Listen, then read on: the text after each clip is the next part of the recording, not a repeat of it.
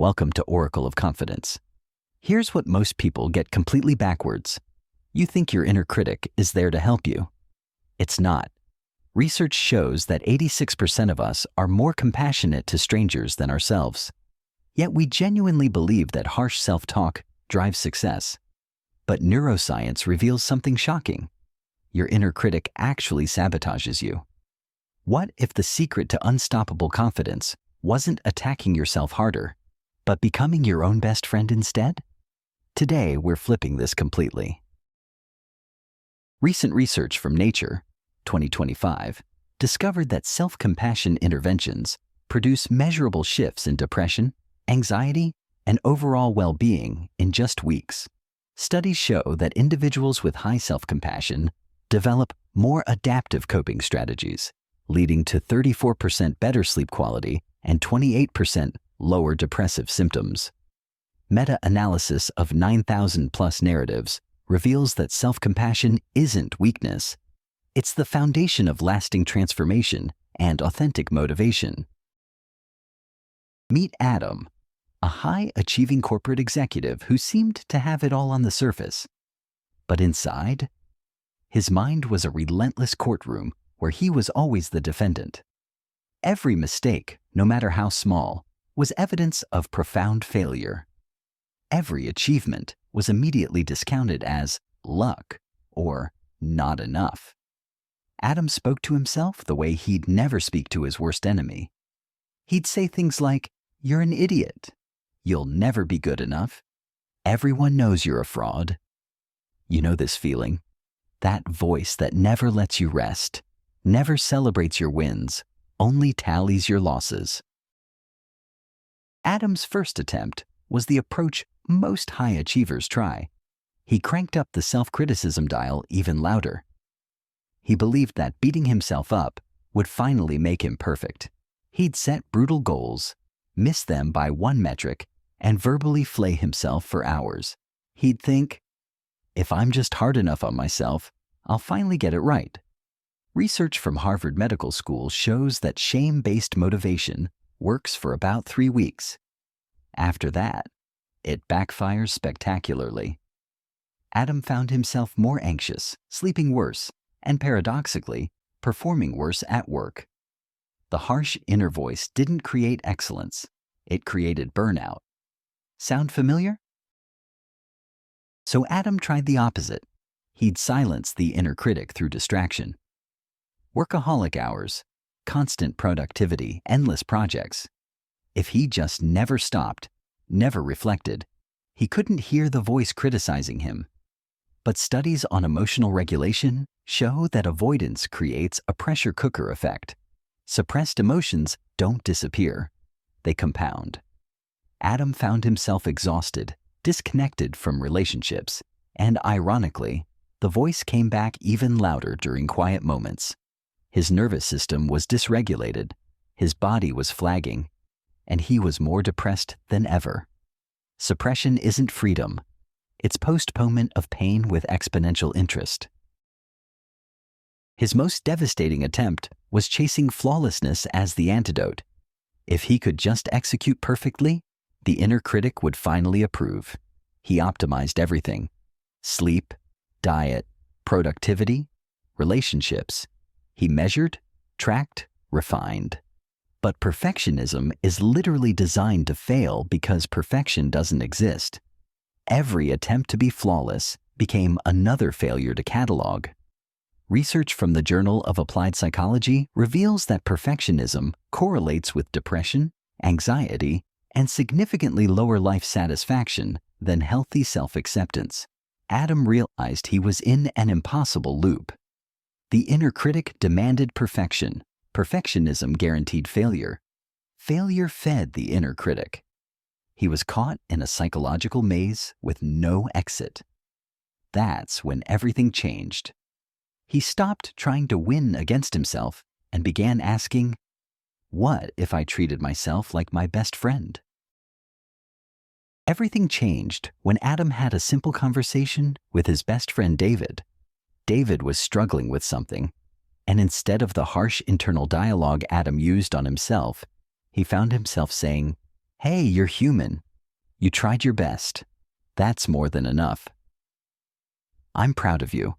Let's figure out what's next. As David opened up, Adam realized something crucial. He'd never say those things to David, yet he said them to himself daily. That night, Adam had an uncomfortable realization. He asked himself, what if the problem isn't that I'm not good enough? What if it's that I've been my own bully instead of my own ally? He made a decision. The next morning, when his inner critic fired up about a presentation mistake, instead of agreeing and spiraling, he paused and asked, would my best friend say that?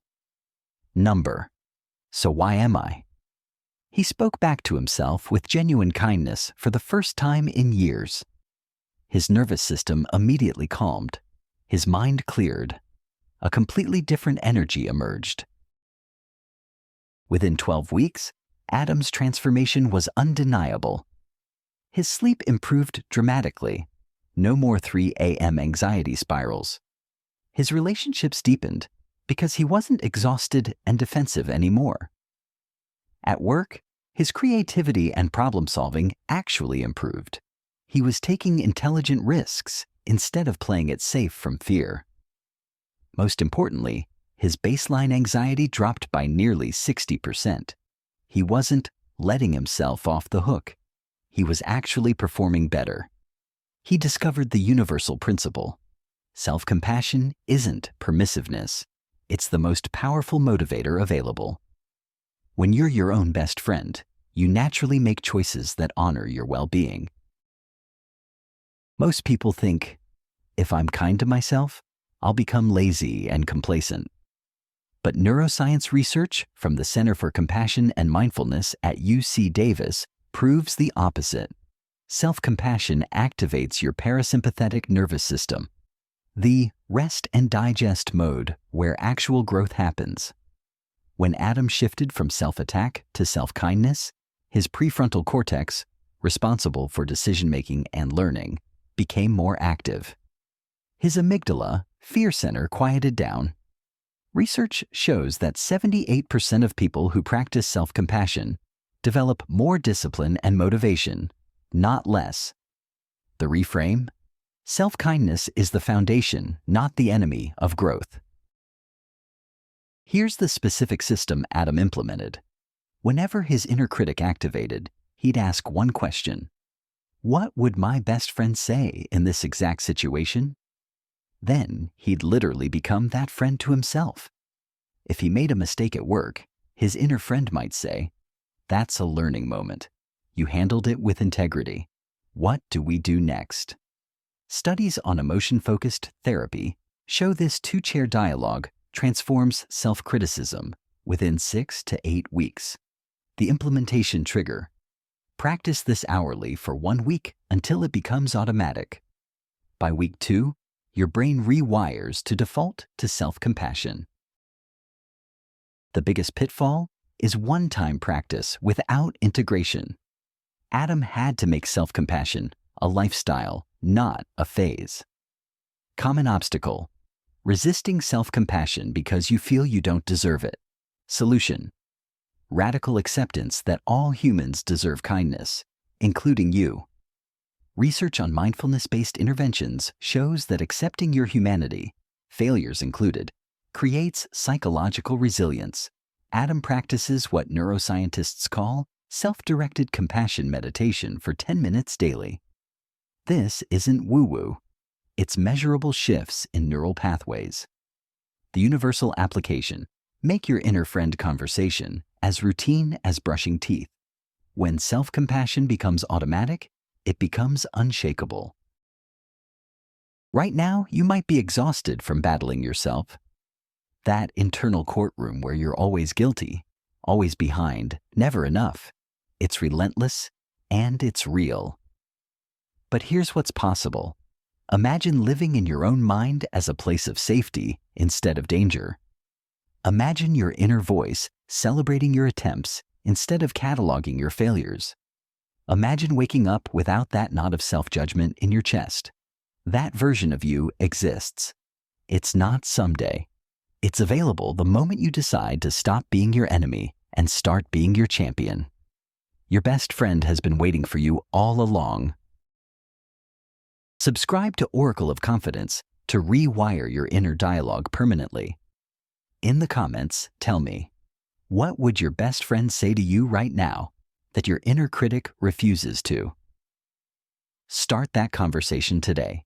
It's the most powerful transformation you'll ever have. Here's what Maya Angelou knew. My mission in life is not merely to survive, but to thrive, and to do so with some passion, some compassion, some humor, and some style. That style begins with becoming your own best friend.